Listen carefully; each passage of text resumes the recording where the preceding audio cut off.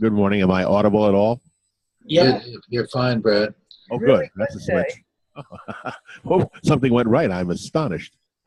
Okay, we're on recording now, so I'll just, as I usually do, make you all aware that if you're not speaking, if you can mute yourself, and when you're ready to speak, you know how to unmute yourself. That way we'll cut down any background noises. And that this meeting is being recorded. We hope that others will be creating Genie seminars in the future, and these recordings will be available to people in the future who want to begin a Genie seminar. We actually have created a website now, Genie Seminar, genieseminar.org, that describes this process, the Genie seminar. There's a part of it that describes the history of the Genie seminar and why it's critical if we're going to change the way we think as a way of, as a lifelong education in the skills that matter to make our world a happy, loving place that we all would like to see for ourselves and our loved ones. Okay, now we're going to continue with the 7+2 formula. We went through the first of the 6 of the 7 words, which I'll just quickly identify. And as we go along with practice, everyone will be able to not only identify them easily, have them clear in their own mind, but they'll find they'll be applying them on a daily basis, because understanding isn't enough. That's in itself isn't going to make the change. It's putting them into practice. It's when you use them on a daily basis, that's what really changes the way we do things. If you know how to turn the light on, it really won't give you light. But if you simply flip the switch, whether you know how it works or not, it will give you light. So that's the key. That if we just take the right action, we get some results. If we understand it, it helps us to take the right action. But sometimes we can take the right action without even understanding why what we do works. So okay, now the first word we said was "I think I can," instead of "Why bother? What's the use?" or "I give up." "I think I can" is the turn on energy word switch. It's the word that turns on our power. It's the word that gives us the ability to challenge what our animal brain is continuing to tell us. Our animal brain is telling us all the things that worked in the past, but not necessarily what works in the present. So the animal brain, the way I think of the animal brain, it's a museum of all the effective things that worked in our past history. And they were very effective, but they may not be working now. The second word switch we said was "I allow," the word to take responsibility for our self-word.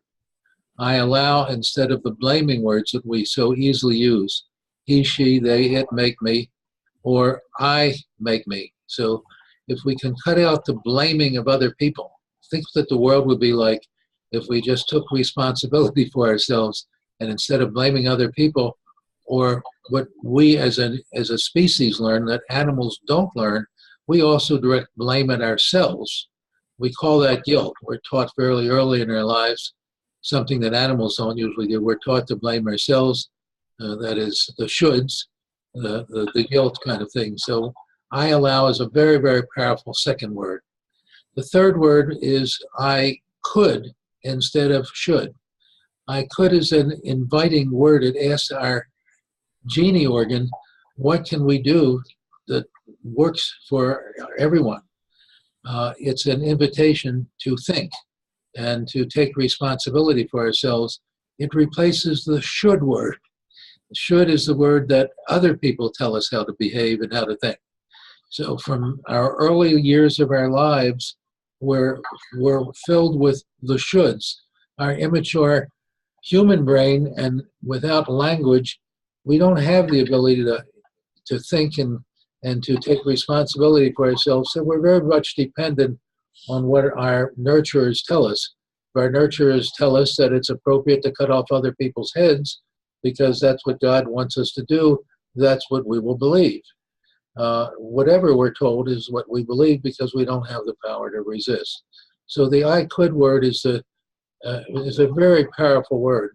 And then the fourth word is when we substitute both and for either or. The both and word is the word that recognizes our ability to work together instead of that we are we are competing for scarce resources. Either or is the word that really leads us to have war and to think in terms of the right way and the wrong way, and who's good, who's bad, who's evil. And our world uh, has been basically created, at least our culture has basically been created as an either or world. Where tribal love is what prevails, that basically what's good for me and my family and my tribe, and to hell, literally and figuratively, we've come up with the idea to hell with anybody who doesn't belong to our tribe. So both and is one of the most basic or critical words because it tells us we are related, we can cooperate and work together for our mutual benefit rather than fight and compete with one another. So those are four words, and if we put those four words into a sentence and put them together, we have the one sentence. That's the fifth change that would change everything if everybody could just suddenly adopt this one sentence. That one sentence is what will make things better for you and me, for my family and your family, for my tribe and your tribe. See the both end here? For both my tribe and your tribe, for now and the future, as opposed to the word that most of us live with, what's good for me and my family and my tribe for here and now, and to hell with anybody who's not part of my tribe. So that is such a powerful sentence, and it really incorporates those first four, what I call word switches. So these 5 word switches elevate the intentions from our animal brain, which tells us what worked in the past, to our problem-solving, wish-granting Genie organ, our cerebral cortex or human brain that has the ability to give us freedom and the ability to live a different way. So those are the 5 word switches that make great change. And then last week we started on the 6th and 7th word switches. So if you think of the first word switches as the gasoline or the accelerator pedal that gets us where we want to go, now we need to have something that is the brakes, something that kind of stops the old way that we've been traveling that doesn't really get us what we want. Do you follow the image I'm creating here? So these 2 words are the ones that give us a degree of braking power to stop the way of thinking, which is what's good just for me and my tribe for here and now. And last week we talked about the word switch was energy for anxiety, fear, or anger, fear, and anxiety. So anger leads us to striking out, and fear leads us to run away, the so-called, the fight or flight response. Anger leads us to fight, and fear leads us to run away, and anxiety brings on anger and fear. So the way we give labels to our first reaction when we're challenged is to call them anger, fear, or anxiety, and that leads us to either want to fight or run, and that's been the history of wars. Now, if instead we substitute the word energy, we realize that what actually happens in our body when we're confronted with something that's difficult is we secrete energy. Our blood flows more to our brain. We have more ability to think and concentrate. It goes away from my digestive system and just to our muscles, and it goes to our head where we can think.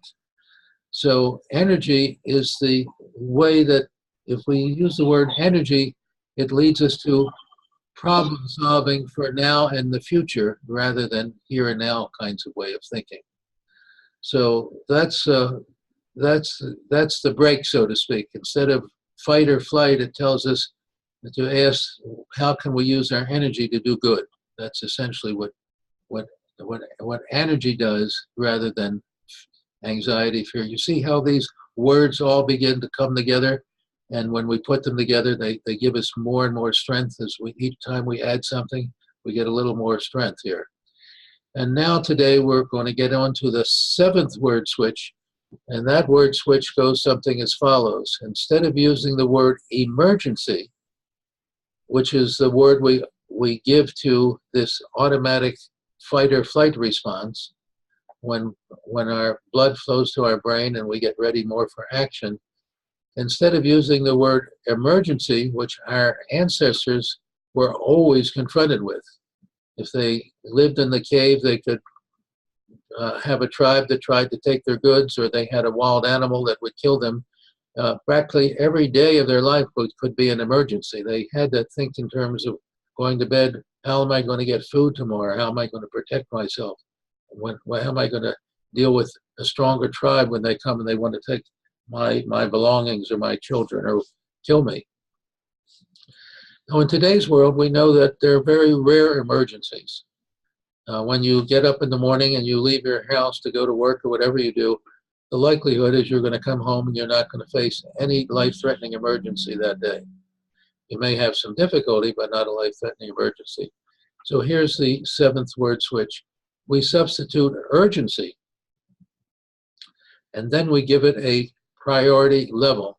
Is it a high-level emergency, a medium-level emergency, or a low-level emergency? Simply by substituting urgency and asking ourselves, is it high, medium, or low urgency, you can see the difference that we make in ourselves. That most of everything we deal with is of low emergency, low urgency. The best way we deal with the situation of today's world, we think about it. We sleep on it. We talk to a friend about it. We study it.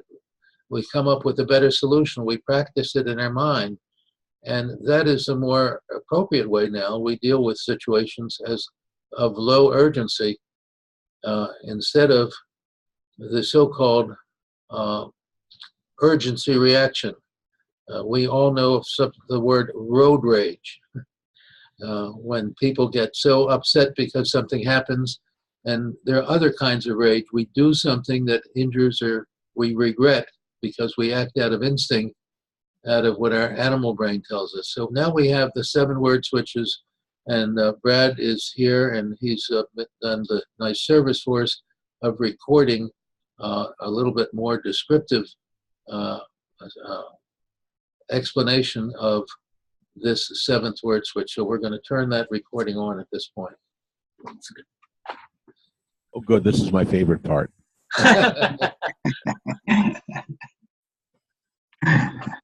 You can be critical as well.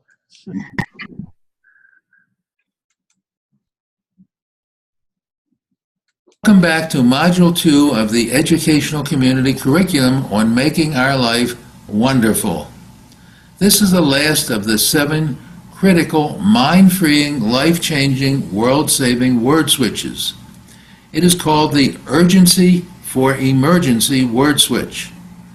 This word switch awakens us that in a relatively civilized society, we are rarely confronted with a life-threatening emergency that requires instant automatic reaction. When we learn to substitute urgent for emergency and then assign high, medium, or low priority, we recognize that most challenges in our current society are of low or medium urgency, and they are best managed with reflection for intelligent problem solving. This strand complements the last word switch, substituting the word switch energy for anger or anxiety. This is the last of the 7 mind-freeing, life-changing, world-saving word switches. It is the second of the 2 important word switches that prevent the problems we commonly bring on ourselves by our instinctive survival of the fittest and fight or flight emergency reactions to stress. The previous strand introduced the word switch energy to bias our thinking towards mental common sense problem solving.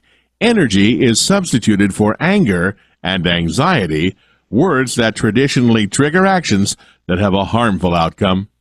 Strand number 6 also explained how nature hardwires us to mindlessly interpret stressful events as emergencies, even when our interpretations of events as an emergency are consistently false. Here is the second important prevention word switch. Substitute urgent for emergency and immediately assign high, medium, or low priority to establish the level of urgency. Real emergencies are rare in our partially civilized world. Our natural tendency to automatically and instantly react to a stressful event instead of applying wise problem solving often leads to irreversible harm. Emergency is a red alert trigger word that demands instant reflex action to resolve a life-threatening situation. It is necessary when there are real emergencies, but tends to result in thoughtless action and harm when we wrongly identify an emergency. By simply substituting the more accurate word switch urgency and assigning high, medium, or low priority to the stressing event, we redirect our energy to more effective short and long-term problem solving. Our biology is designed to instantly react to stressful events. Upon reflection, common sense will conclude that most of the challenges we deal with are actually of low priority. Our tendency to automatically and instantly react to stress. Oops. Oops. I think. Sorry. When you pressed it by mistake. Respond to stressful events as an emergency, that it is highly unlikely that we would fail to appropriately respond to a real emergency. In the relatively civilized world that most of us occupy, we manage stressful events far more effectively by applying common sense wisdom instead of a reflexive emotional reaction. Mental problem solving is our means to create short and long-term strategies that benefit all parties. Knowledge, guided by wisdom, is our most certain means to create a joyous, purposeful life. As with the other mind-freeing, life-changing, world-saving word switches, you will make substituting urgency for emergency more automatic and effortless with repeated use. You will have more energy to further your work in progress and make yourself the wise, powerful creator of your aspirations. Upon reviewing these 7 mental skills, you will recognize the simplicity of upgrading your thinking, and you'll love increasingly promoting your well-being and that of your loved ones as you diminish those demands of instinct, tradition, and human dictators that serve themselves at others' expense.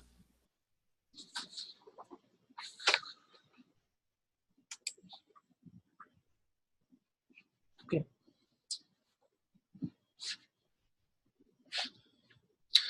Okay, so I think you can see how these word switches come together now, that each one adds something else. Each word switch adds something new. And now I think if we can apply some of this to our own life experience, that's the way we will really learn to make a difference in our own life. So the talking stick is open, and we invite you to share any stress, any issues that you're looking at in your own life situation. Can we apply them? And this is the way we will share our combined genius and learn together to make the world a happy, loving place that we really need and want. I have a couple things to share, if that's okay. A couple things that work for me. First of all, when we experience something that we think is an emergency or even urgent, we tend to hold our breath. And when you breathe long, slow, and deep, it tells your body that you're safe. Like if someone jumps out at you in the dark room and says, "Yeah," your heart races and you contract. So if you can open up and just breathe it tells it takes your body, like it switches the hormones and the chemicals in your body from fight or flight to, well, it might still be in there, but it's going to like kind of balance that out. So that's the first thing, is breathing. And the second thing that I learned through a course by Paul Sheely of, what is his company? It'll come to me. He is a hypnotist, so and also NLP strategist, which NLP is the type of life coaching that I took. So it's a lot of what we're talking about here and how linguistically we can shift things. But he taught this exercise using just your mind to, I want to say neutralize. It's not really neutralized, but everything is just energy. And it's not the energy itself that's making us upset. It's our perception of the experience that we're having. So if I can I do a quick little feeling exercise with everyone? Is that okay? Sure. Yes, please. Okay. So just close your eyes and notice how you're feeling. And now taking off any labels or judgments of the feeling. So you're just feeling the raw feeling. There's no, this is bad or this is good, or I want to get away from this, or I want more of it. It's just a feeling. And now notice if you can sense that somewhere in your body. It comes sometimes as like increased energy in a certain location. It could even be a color or a sound. So you're just noticing the feeling just as it is, no labels or judgments, stripping away anything, any attachment to right or wrong. And now notice that this energy also contains power.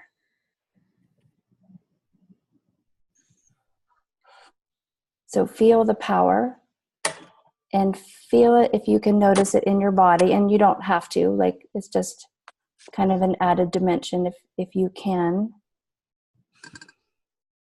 So again, no labels or judgments. It's just raw energy and raw power. And now appreciating the energy of the feeling. Appreciating the power in the energy. And now appreciating yourself for feeling the energy and the power. And then take a deep breath. And open your eyes. I did this for about 8 or 9 months. Every time I had a negative feeling. And I'm like, why am I doing this? This is ridiculous. It meant nothing to me. And then one day when I was having like I had never had a panic attack, but I imagine that this is as close to I've ever gotten to one. There was something that didn't sync up for me, like something that I believed and taught, that all of a sudden I was like, I'm not living this. I'm a fraud. Like, it was just awful. And I ran out to my car and I'm holding the steering wheel and I just did this feeling exercise. And what it did was it took that energy of panic and it just opened it into this like blank canvas for me. And it was the most beautiful thing. And like, since I've been using it, like I said, no one explained to me what it was. So I didn't know why I was doing it. And then after I knew why, it just, I don't know. It just has changed everything for me. So Congratulations. yeah. And I am complete. Thank you, Dina, Thank you very much. for sharing that experience.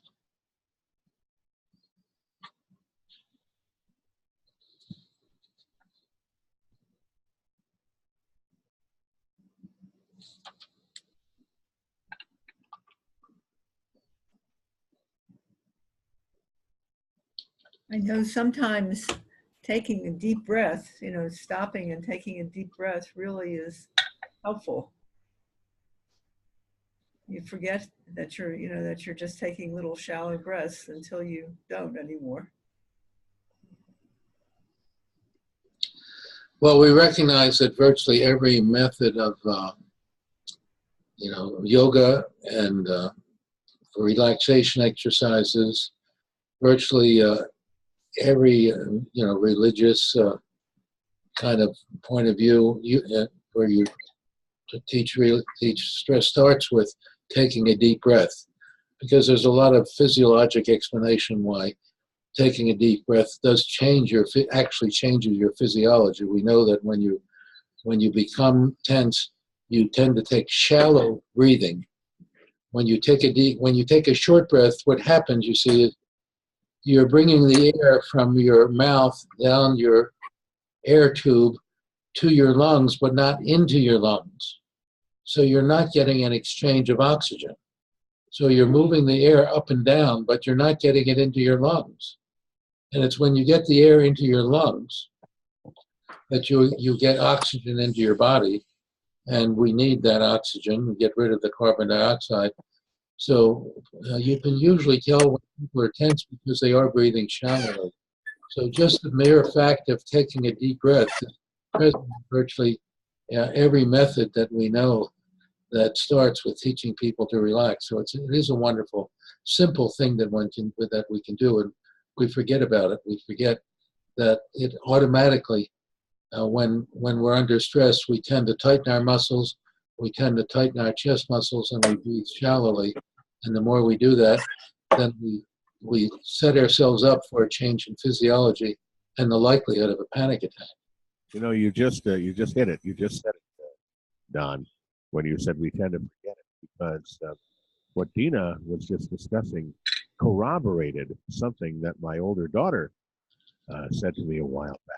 Boy, can we learn from can we learn from our children? The answer is yes. And she was the one who came to me one day and told me that when she had tough emotional times, not even necessarily an urgent matter or an emergency, deep breathing really worked for her. She suggested it to me. I tried it. Yes, it does calm you down. And what you said a moment ago, Don, is what I have to do is I have to train myself to remember this, because it slips my mind. And because when you get caught up in all that lovely flight or fight stuff that our brains do to us, it's very easy to have things like that fly the coop. So the thing to do is to remember it. That was very, I think that was very worthwhile for Dina and for Don to express. And you two are dismissed. You can go about your day, and the rest of us will sit here and figure things out. Thank you.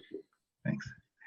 Hey, Dina, can you talk a little bit more about the, if something's bothering you? I'm trying to, as you were going through that exercise, I was trying to, there's the idea that you're mad at something, or, there's a focus, and then there's just the sheer feeling. Can you give an example of what that might be? Is it like, you're, somebody cuts you off in a car and you're upset, and you want to run them over? And you're sort of saying that, forget about the car, forget about the guy cutting you off, just feel that the rage, without the what caused it, just the rage part. Is that what you're kind of talking about? It's kind of One like thing, that. Abhi, one thing, just don't try what Tina is saying when somebody cuts you off in the car, because if you close your eyes, it will be tough to manage. That's right. Pull off the road first. That's right. This has to come with a legal disclaimer. So we have this instant fight or flight thing that happens when someone pulls out in front of us, or even someone says something mean to us. Like, we instantly go into fight or flight. Yes. So it's our representation, our meaning that we put behind that. So when you do this exercise, you're just feeling the feeling. And I think this is, people who study and teach law of attraction, you can't have a bad thought.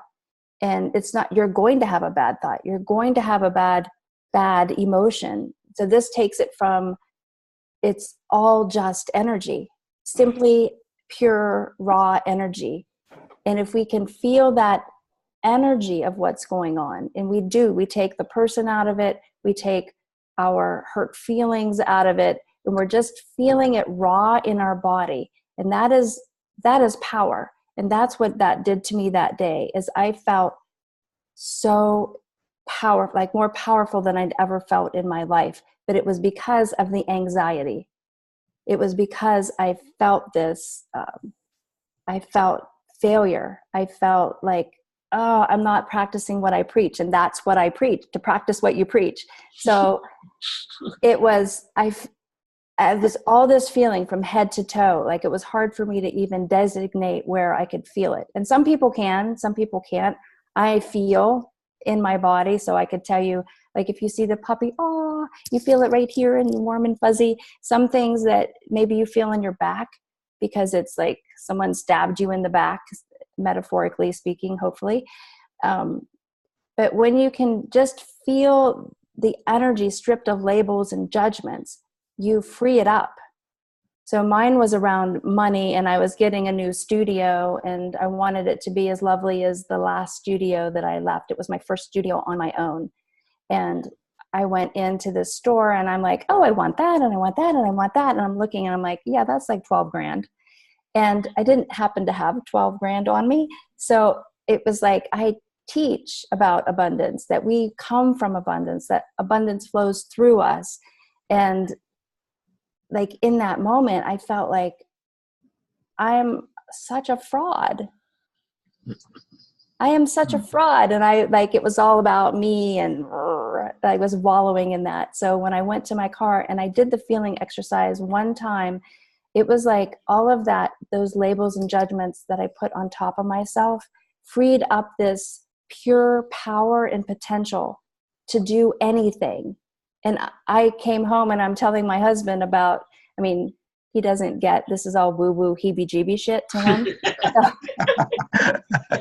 So I was telling him in the most layman terms that I could what was going on. And he said, what do you need? 5, 10 grand? Take it out of savings. Just do it. But I was like, I'm going to do this myself, and I'm on my own, and I can, I'm going to make my own way, make my mark. And I'm like, oh, I could do that. And then I could pay it back. Okay. And now at that point, I didn't feel the need to go out and spend 10 grand on stuff. Maybe a couple grand that I went, and it was absolutely perfect. It was me. It was just the energy in my studio it's me. It's not what I think should be. It's what needed to be to help people. So but do you agonize? I mean, I know, so it's like now that you've made your decision, is there a little bit of agony that, boy, I really could use that nice new thing over there in my studio, and that thing I walked away from there.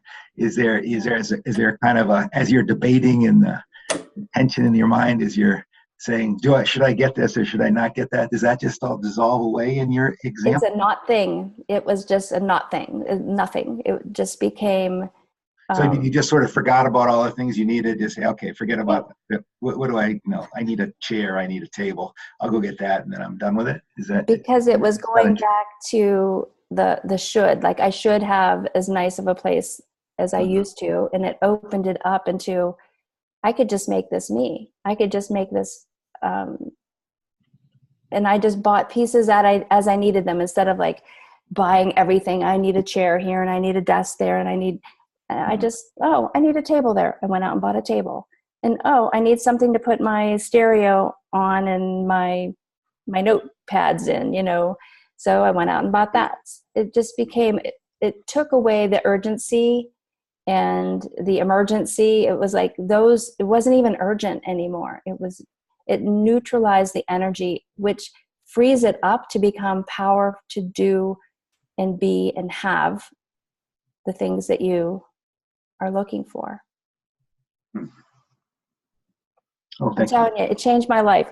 Does that answer your question, Abby? It helps. I'm still a little bit, it's still a little hazy to me, but it's not something that I get in one shot. Can I give you an invitation? Sure. Just do it. For 3 weeks, just do the exercise without any outcome in your mind. Just do it as, I'm going to do this, whatever. And so if you're feeling any intensity, especially if it's intensity that we're labeling as bad or harsh or anger, fear, judgment, I mean, for example, like, I have an exchange with somebody, and then I'm thinking, oh, I should have said that, or boy, I kind of feel silly saying that. Your sort of response to that as well, and just hold on before you beat yourself up over this, what you may or might not have said, or, that something you said that makes you feel silly, or makes you feel like you said something that you regretted saying, or that Or it something, allows you to feel silly. yeah, or allows me to feel silly. But you're sort of saying when that process of rethinking it and beating yourself up, you're just saying, all right, stop. Uh, just feel the anxiety piece of this thing. Forget about why you're doing it. Mhm. Take a deep breath. That's how to apply this. Is that Correct. okay? Mhm. Leena, one of the things that you said, and it it is actually all of us in life. We know many things in life, but it is very difficult to follow them. One of the things you said is do things without expecting results. Like I'm just paraphrasing what you said, is do this exercise for the next few weeks without thinking much about it. Like, don't try to get, Yeah. in the first instance. Now, unfortunately, all of us are aware of a lot of things, but we always want the results first. What you said reminds me of Bhagavad Gita, because I come from India, and this is what, they say that the book was written probably 5,000 years ago, and what uh, Lord Krishna told his disciple is that whatever your job is, or whatever your work is in life, or whatever you're supposed to do in life, you do it without expecting results, because the results belong to me. Don't do my job, do your job. Yeah. I will give you results according to your effort. Now, this is such a simple thing to do in life, or to understand in life, but probably because all of us have so many expectations in life, and because we are all hoarders, some of us want to hoard materialistic things, us want to hold all the attention that we can get, all the respect that we get, all the money that we get. uh, I am very fortunate to have a father who was always, never in his life he we could do anything, or anyone could do anything, or give him any gift or any materialistic thing to make him do anything. Even today, his life is so simple.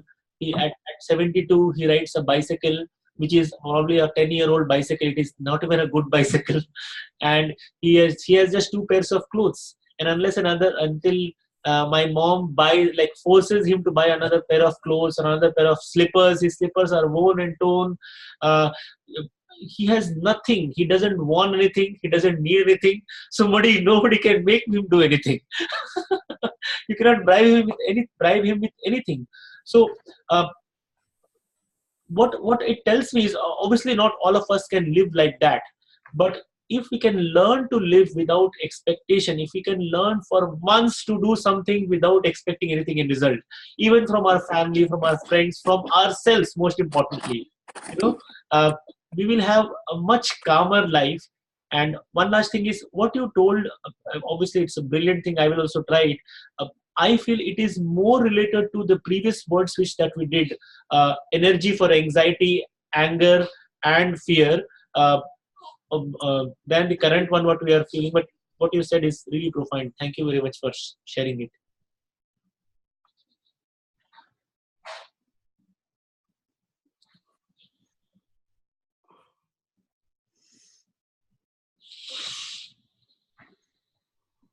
And I'll I've got a suggestion that we all write to our congressman and have Dana's method introduced into every driver training course ever.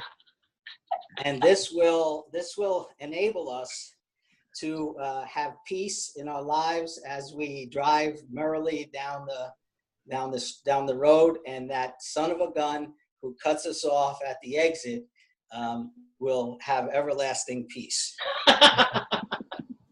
The interesting thing that like everyone who's talked about it has mentioned driving in the car, and we take that so personally. We don't even know that person. We've all done it. We've all pulled out and didn't see someone, or we've all cut someone off because they were in our blind spot. it's just a human thing.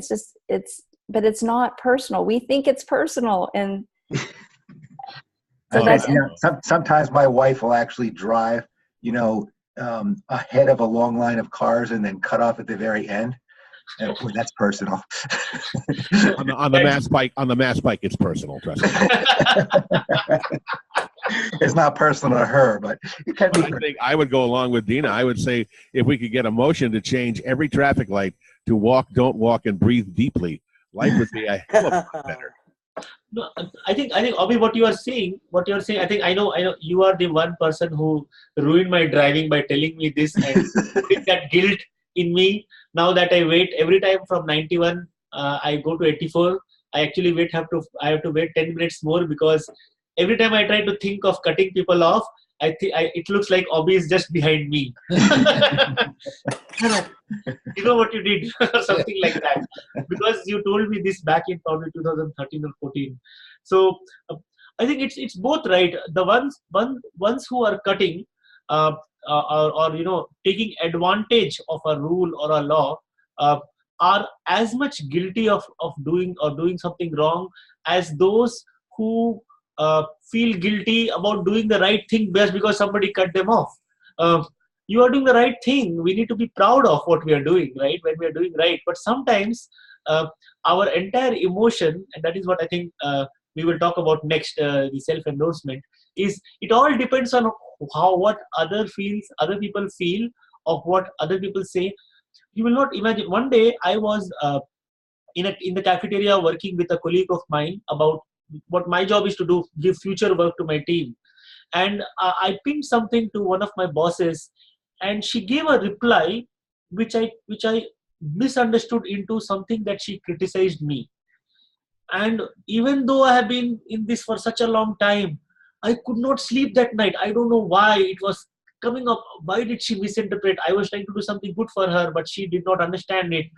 And then I thought the next day she will call me up and pull me up, or she will just say, and I have to, how do I respond to her when she does this or does that? And she never even brought it up. She never, I went to the morning, the first thing I gave a very nice explanation to her, the way she wants it to have. And oh my God, and she never brought it up. And I thought, I lost one night's sleep over something. So everything that Dawn has taught me went down the drain. Just because I wanted that person to like me.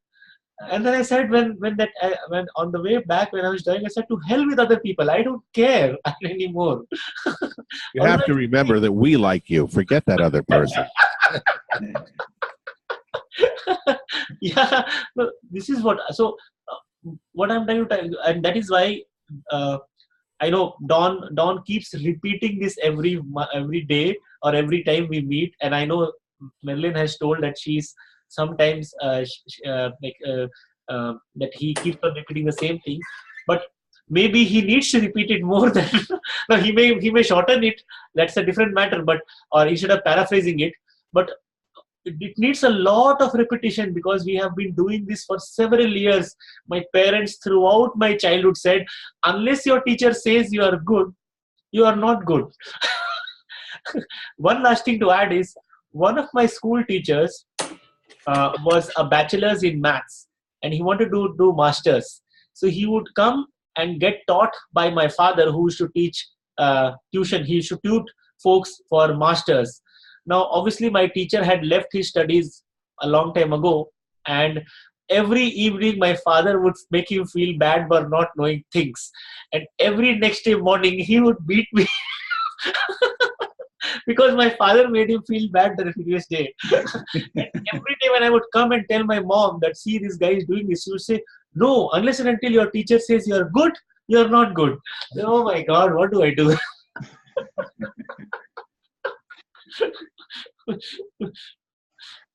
Clearly, there's a thin line between education and abuse. That's all that Yes. indicates. Absolutely right. Mhm. Well, there's a place for the reaction. I think a societal place, because there is this sense of, is there something to the fact that to sort of avoid people taking advantage of you. That, if somebody, and I've seen this a couple times in my life, even at a co-op that I remember when I was in college, I was part of, that, there was a very pleasant man from Eastern Europe somewhere. And, he looked like a very affable fella. He didn't speak English that well, but basically, there's a line of people, waiting to pay, in which people in the U.S. culture, I find, are very much willing to submit to lines and wait in lines. But this guy just sort of walked to the front and just cut somebody off. And, it's from where he came from, maybe that's the way. I think, I know in a lot of other cultures, you sort of, everybody just sort of scrambles to the front, and it's sort of a madhouse. That is how you get to that is how you get things done. So when you come here, it's like, boy, this is really easy. Nobody's even cutting me off. But, at a certain point, do you turn the cheek, or is it appropriate just to say, hold on, that's not okay to cut you off? Maybe you don't have to get upset or mad about it, but there is a place to, sort of that, well, there is a protocol. I guess there's a difference that, hey, we think that there should be a protocol, and we agree, at least I sort of see that's what the civilization is. And getting mad at somebody who breaches the protocol.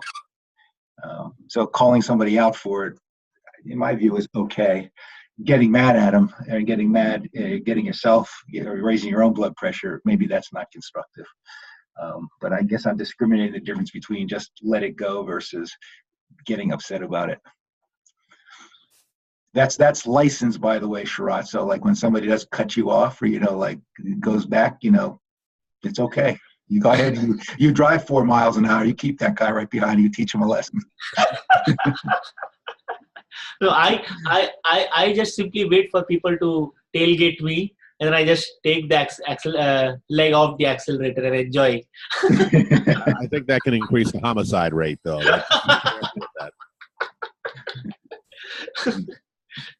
No, see, Brad, I have two choices in a single lane road, right? One, I drive faster, which I don't want to, or just make sure that guy doesn't hit me. So I just slowly decrease the speed, and as soon as that person, and more often than not, people realize what I am doing because they are smart, I just go to my normal speed, and they also, hit back. And once or twice I've actually gone to the side of the road and actually paused so that the other person can move ahead. This just happened to me 2 days before. I was taking my kids to the park in a 30 mile per hour 30-mile lane, and this lady in a big SUV came, and as if she was like trying to save America from North Korea. Like she was at like 50 miles per hour, and then she was like so upset. I could see she was so upset. So maybe this is a learning that I'm doing here. I just simply pulled my car to the side and allowed her to go. She was happy. I was happy. Everyone was happy. That's the best thing to do. That's the best thing to do. And you impress me more each time we meet, Ira. Thank you.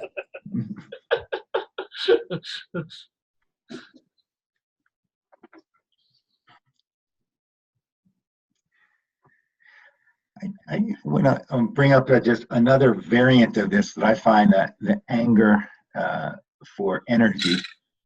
Just a case where, it's anger, but maybe frustration or being overwhelmed, is, we're sort of talking about discrete cases, like somebody cuts me off, or, I try to buy something from the store, or trying to find out how much money to spend for a particular thing. And the angle I was looking at this from is the accumulative, that I've got lots of things going on. No one thing is particularly bothering me. But, if, I have a deadline that I've got to meet, and, I get a flat tire, and, somebody else calls, and, somebody that was supposed to do something doesn't do something. Just the accumulation of all these things sort of ends up overwhelming me, and, kind of sending me into a tailspin a little bit, where I'm kind of spending a lot of energy, where any one thing isn't such an issue, but just the combination of things does bring things to the edge.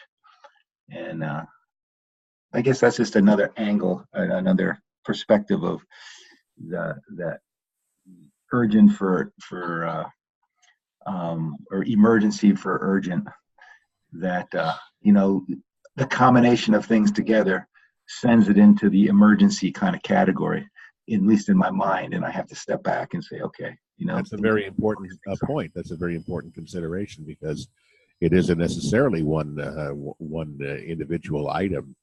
It's the, as you say, it's the cumulative nature of it all, and that comes right back down to the fast-paced, stressful times that we live in. And it's funny, if you think about the one thing is that it's really, there's nothing I should get so exercised about, but as you say, you put it all together, and it's a challenge.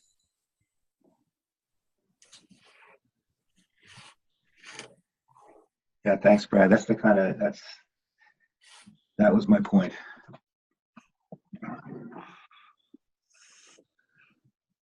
And those are great points. And I think those are the things that affect us on a daily basis. And for me, I lived in the role of victim for a very long time. I had a crazy ex-husband who wouldn't pay child support, who threatened to kill me every other day. And I was just a victim. And once I realized that I was wallowing in that little victimhood, and that everything was happening not to me, but for me to see myself, my strength, for me to be the person that I could be through it all. And moving into trust that this flat tire is happening for me to, it's like a little neon sign. Hello, there's something else going on that you're not seeing. And for me, it's about trusting that God or the universe or that parts of me are wanting to come to the surface. Those unconscious beliefs want to be seen and felt without the judgment, and knowing that it's all happening for me. I'm not a victim to, oh, the weather's bad. No, the weather is just the weather. It's not, the weather's not against me. The flat tire is not against me. The person who pulled out in front of me is not against me. It's parts of me that are being mirrored in my experience. I don't know if that makes it more clear or more confusing. That makes a lot of sense. One thing which I think we are clearly as a group bringing out is, of course, there is a distinction between, as you said, things not against us, but not something that we do not like, versus what you said about an abusive husband or something. We see a crime. If a person is hitting a child badly, and we say, if I intervene, it will upset me. That doesn't mean that I will not intervene. I have to, as a society, as a civilized society, we have to intervene to the best of our abilities, even at the cost of it being upsetting us or it causing us a little bit of harm against something criminal or something harming the society. And if we have the ability and we do not do it, then we are, what's the point of education, right? There is a famous quote, I remember, the purpose of all education is to make oneself do things which are ought to be done, whether or not we like it. I used to keep telling my dad, when my dad is a well-educated man and a very intelligent man, when my grandfather was a postman, a post officer, and postmaster, and he died very early, and he used to get pension every month, and the postman would bring the pension check. Every time the postman would bring the pension check, they would say, my dad would bribe him a little bit, like little bit of money, so that next time the postman comes, he will not cause any problems for us. That was the feeling. So I used to keep on telling my dad that you earn a lot of good money. This money that your mom is getting is not going to make or break your financial status, right? So because you have the ability to say no to the postman, and you do not tell him that, he will go and loot the same amount of money from someone else for whom this money is of, it will make or break their livelihood, right? So people like those who have the ability to speak up against or do something against a crime or something wrong, ought to do it. Like, there is probably a place where should is a right way. Because then what is the purpose of all this education? You try to make me feel guilty, aren't you, Sharat? You want me to give away my money, don't you? Every day, Abhi, every day. Just as long as it comes to me, I don't care. On the other hand, I do. It can come to me, and that's fine. So quick question. Quick story. Traveling down 95 New Jersey Turnpike, this guy is cutting people off left and right, cutting people off left and right. I pull in to the see who the person is. I pull into the rest stop. He pulls into the same rest stop. I'm like right behind him. And the guy opens up the door and says, "Oh, come right in." Right? He's as kind and wonderful as you would expect somebody. Meanwhile, 2 minutes ago, this guy is cutting people off left and right. Okay, so the question is, what causes that behavior? That man, that Heckle and Hyde type of behavior. Jekyll and Hyde, sorry, type of behavior. It's an amazing question, and seriously, I have noted over the years that there is an extraordinary personality change that comes over people when you put them inside $28,000 worth of metal and suddenly the kind-heartedest person in the world becomes Mad Max beneath Thunderdome, and everybody's attitude is, "You think you're going to do that to me?" And they're not like that in real life. And then it's, "Oh, hi, hello, how are you? Come right in." It is a Jekyll and Hyde thing, and I think it's something for psychologists to dismantle. I don't know. Were we like that when we were all on horseback? I don't know. No, we just shoot each other. That was easier. Brad, I have a solution for that. Yes. Buy Prius, and you'll be the calmest driver ever, because no matter how much gas you push, nothing will happen. You will never be going over 23 miles per hour, so everybody calms down. It's the problem with V6 engines. I have a V6 engine, other person has a V8 engine, and then suddenly a Prius comes and cuts you off. You see how people will live. If you're there's something very emasculating about being cut off by a Prius. That goes to some other very primal instincts and things. I want to say something very seriously, and that is that I don't know how this keys in with what we're talking about, and I think it does. And Dina, God bless you. You have really been very forthcoming about personal matters in your life, and that's lovely. And I will tell you that for me, I don't know if it's age and wisdom, hopefully, but I've noticed that the things that used to cause my insides to absolutely roil in anxiety don't really happen to me anymore, and I've tried to get analytical about it, and I think it's the concept of a problem is so radically different from the actual problem in and of itself. And that is, and I used to think, oh my God, what if this happens? And in very quick succession in my life, I went through some calamities. I went through a divorce, I went through the loss of a family member, I had extraordinary worrisome issues with children, and then I thought, well, at least my career is intact, thank God, so I can be self-sufficient. Then my career went up in smoke, and that had to be rebirthed, if you will, and everything has. And I sit back now and I say to myself, okay, I dreaded all of these things individually and collectively, and in succession they all occurred. And I said to myself, well, unless tomorrow morning I wake up and someone tells me I have some terrible illness and and extraordinary limitations that I can't overcome, none of these things really matter all that much. And they're all dealable. Sorry to get so long-winded.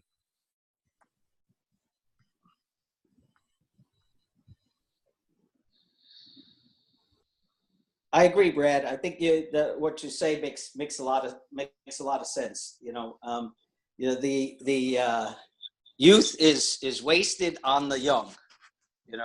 They say, but it's true that the things sometimes you fear worse as you end up happening to you, as you go through them, you come out the other side and you say, I made it through, and things aren't as bad as they were. So it really goes back to the point of this particular strand that, yeah, it really does make a difference, and it really does is very germane to this. Thank you, John.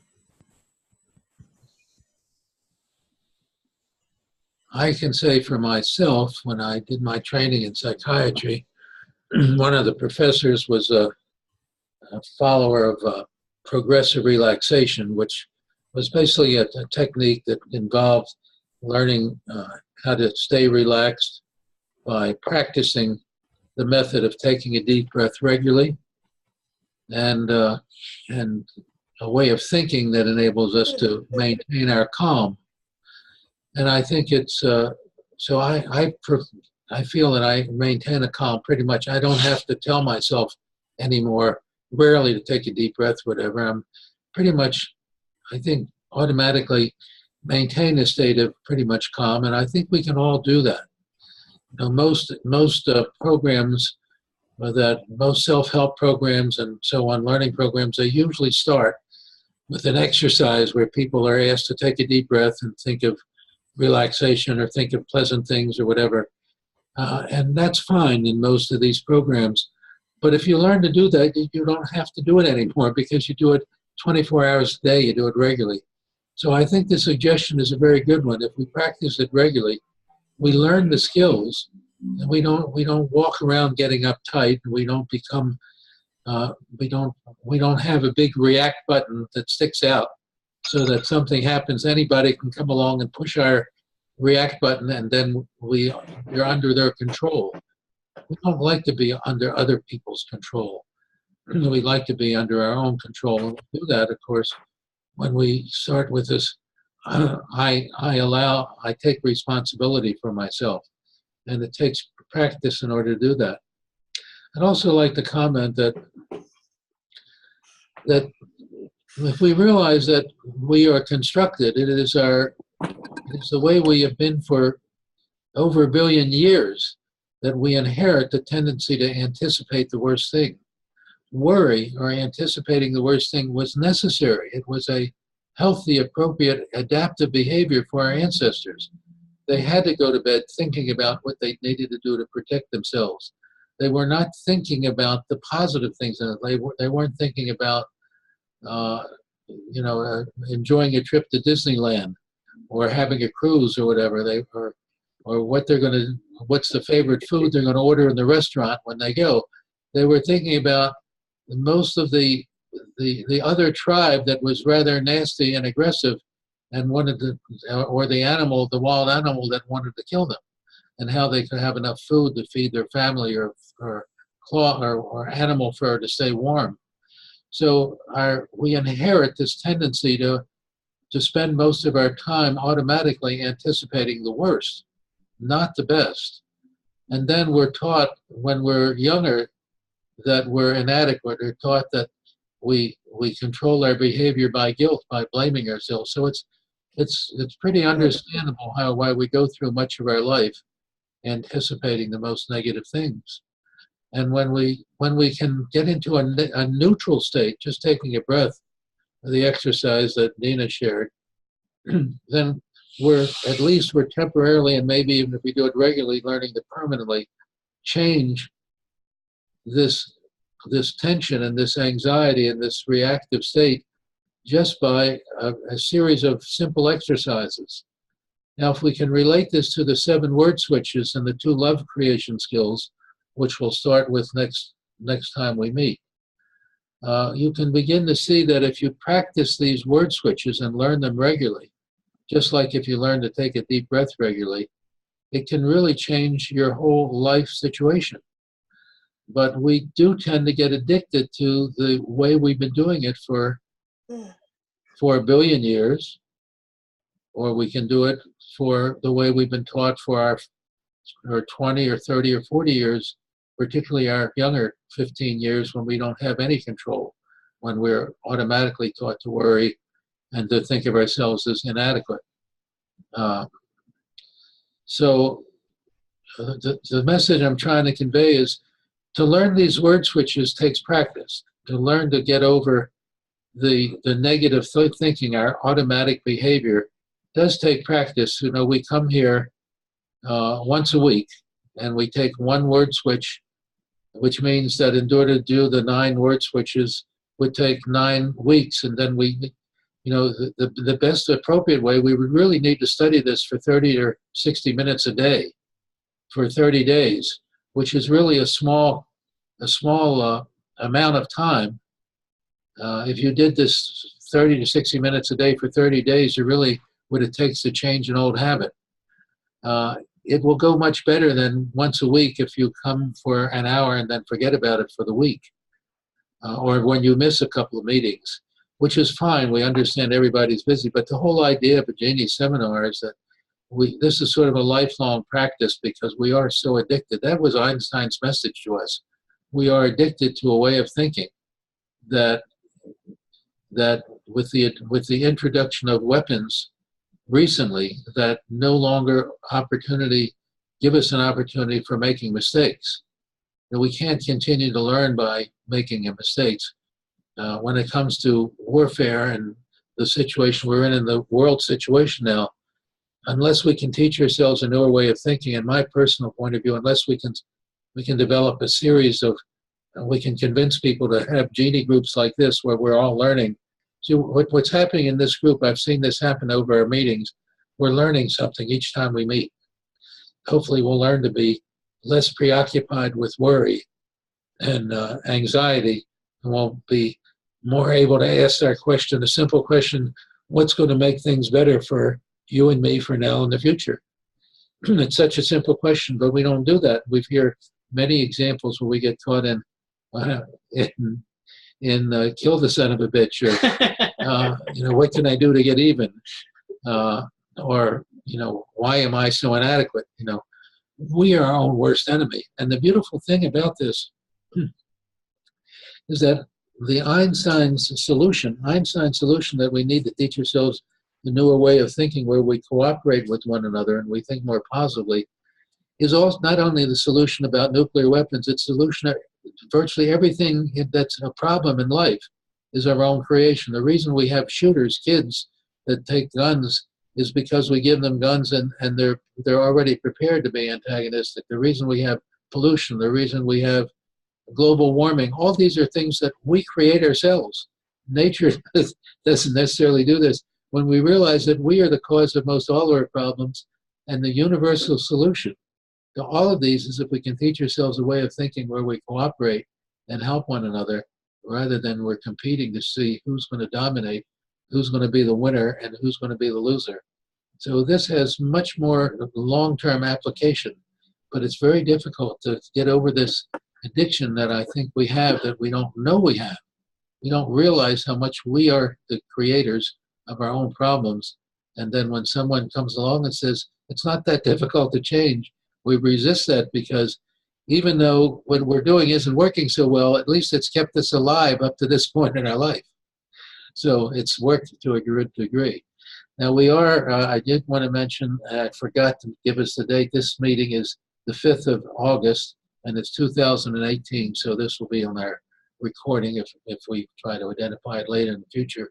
We're near the end of our meeting time, and I wonder if any of the people who have not spoken would like to share anything. I think, Basu, would you care to share anything at this point? I think it was quite good that people are sharing their personal stories, and it's quite inspiring how they have basically like they have overcome the challenges. It's quite interesting and inspiring. Thank you. Yeah, the more we can make this relating to our own story, it's so easy to talk about what other people's deficiencies are and where the other stresses and how they can change and how they could be right. It's when we begin to look at ourselves, as you indicate, when we share our own kind of stresses and interests, that's the way we really learn. And then we teach others by example, not by telling them what they should do.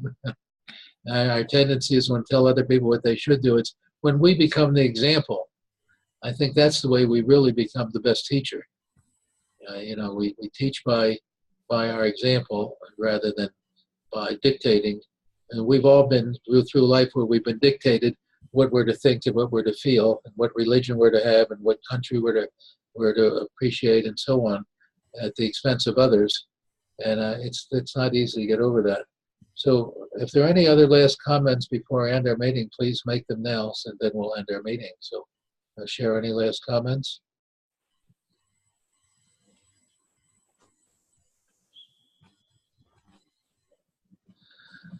Okay, then lots of love to everyone. Have a wonderful week. I urge you or recommend with lots of love that you practice each of these word switches. As Jack Canfield commented to me, what he likes about these 7 word switches, you can put them on one piece of paper and put them in front of you and hold them. And after a while, if you've studied them for a little while, you can tear up that piece of paper and throw it away because you won't need it anymore. You'll just do it, and it'll make a big difference in your life experience. So thank you all. And Thank those you. who are working on the program here will continue to talk about our strategy, and we'll see you all next Sunday at 9:30. Lots of love. Bye-bye. Bye. Obi, are you still there or have you left? Yep, I'm still here. Yeah, so just wanted to confirm, you were facing the problem with Marilyn's computer. Is that resolved, or is there anything you need from us? Hey, Sharat, do you want to turn off the recorder?